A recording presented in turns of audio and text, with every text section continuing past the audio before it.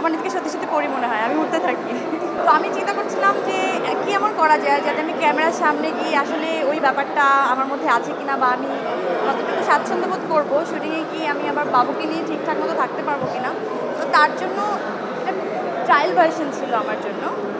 যেমন বুকিংটা অনেক শর্ট, মানে অনেক কম সময় কম ডিউরেশনে ছিল, কিন্তু মানুষ এত ভালোবাসা দিয়েছে মনে হচ্ছে এটা পূর্ণদৈর্ঘ্য সিনেমা।